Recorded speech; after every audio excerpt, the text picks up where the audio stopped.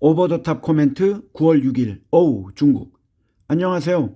어제 저녁에 있었던 월드컵 예선 축구대회에서 중국의 국가대표 축구팀은 일본에게 7대 0으로 대패를 당했습니다. 물론 피파 랭킹 23위인 한국도 피파 랭킹 96위인 팔레스타인과 유럽에서 뛰는 선수들까지 기용했으나 0대 0으로 비기는 졸전을 해서 망신을 당하기도 했습니다. 시진핑 주석이 원하는 중국 축구의 굴기는 요원한 것으로 보입니다.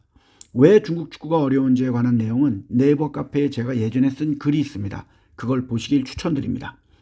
중국의 항공 부문은 올해 상당한 회복세를 보였지만 여전히 코로나19 이전의 85% 정도 회복이 되었습니다. 업계에서는 약 7억 명의 중국인들이 항공 여행을 할 것이라고 예상을 하고 있고 국내 항공 여행이 위주가 될 것이라고 합니다. 외국에서 들어오는 외국인 입국자도 줄어들었고 중국인 또한 해외여행을 덜 하고 있습니다. 특히 북미에서 오는 항공편은 코로나19 이전과 비교해서 최소 50% 감소가 되었으며 미국 대선이 있기 전까지는 계속 그럴 것으로 보고 있다고 합니다. 중국은 일본이 중국 기업에 대한 반도체 칩 제조 장비 판매 및 서비스를 미국의 압력으로 인하여 더욱 제한할 경우 일본에 심각한 경제적 보복을 가하겠다고 경고했습니다. 한 예로 토요타 자동차는 중요한 광물에 대한 구매가 어려워질 수도 있습니다. 중국 최대 전기차 제조회사인 BYD는 적어도 미국의 대선 이후까지는 멕시코의 대규모 공장 투자 계획을 일시 중지한다고 했고 테슬라 또한 최근 계획을 연기했습니다. 최근 캐나다가 중국산 전기차, 철강, 알루미늄에 대하여 관세를 부과하기로 하자 중국 또한 캐나다가 수출하는 유체화의 C에 대한 반덤핑 조사를 한다고 발표했습니다. 중국 정부는 수백만 가구의 차입 비용을 낮추고 은행 시스템의 이익 압박을 완화하기 위해 최대 5조 3천억 달러, 7,058억 원 정도의 모기지 금리를 인하하는 것을 고려하고 있습니다. 중국 정부는 66조 달러, 무려 8경 7,892조 원 정도의 중국 금융 시스템을 보호하면서 침체된 부동산 시장을 떠받치려 하는 아슬아슬한 고개를 하고 있는 것입니다. 하지만 금리를 너무 낮추면 은행의 압박이 가중이 될 것입니다. 중국은행의 마진은 이미 6월 말에 1.54%라는 사상 최저 수준으로 떨어졌으며 이것은 합리적으로 수익성을 유지하는 데 필요한 1.8%보다 훨씬 낮습니다. 월스트리트 은행들은 미국의 대선을 앞두고 변동성이 커질 것으로 보고 중국 주식을 기존의 비중 확대해서 중립으로 낮추고 있습니다.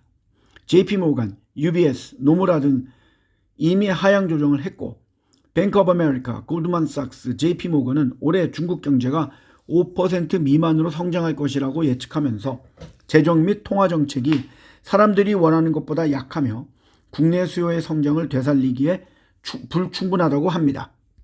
시진핑 주석은 어제 50여 명의 아프리카 지도자들이 참석한 중국 아프리카 협력 정상급 포럼의 개막식에서 중국과 아프리카 관계가 역사상 가장 좋은 시기에 있다고 선언했으며 아프리카 국가들에게 향후 3년간 3,600억 위안 67조 6,200억 원 정도를 지원하겠다고 약속했습니다.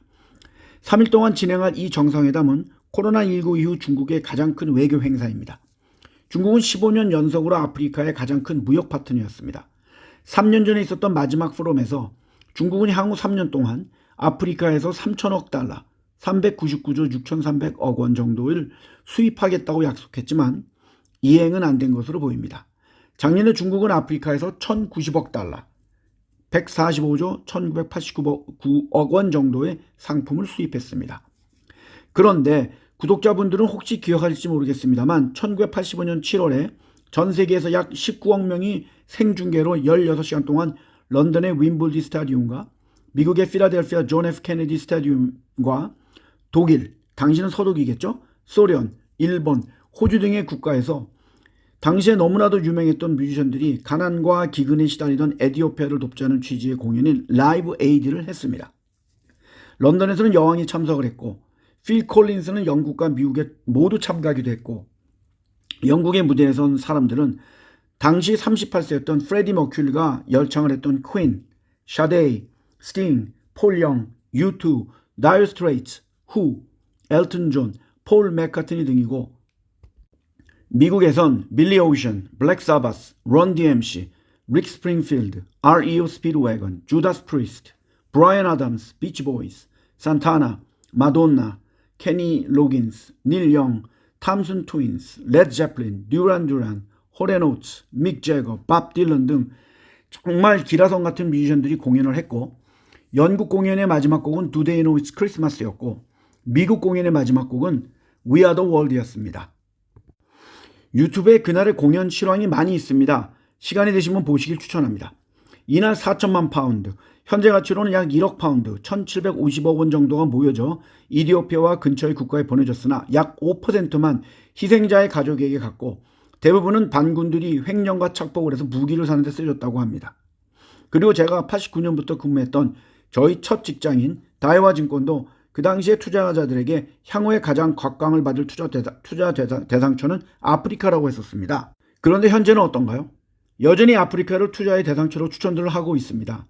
저희 추천은 늘 같지만 거버넌스의 문제와 부족한 인프라스트럭처와 낮은 민도로 인하여 발전을 할 수 없다고 보여 투자를 하지 않는 것이 좋습니다.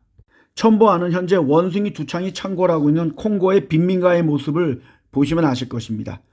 과연 시진핑 주석이 어려운 국내의 경제 상황에도 불구하고 계속해서 아프리카에 투자하는 이유는 도대체 무엇이며 그 목적을 이루어질 수는 있을까요? 서방 세계가 우크라이나에서 경험을 했듯이 밑 빠진 독에 물 붓기는 아닐까요? 감사합니다.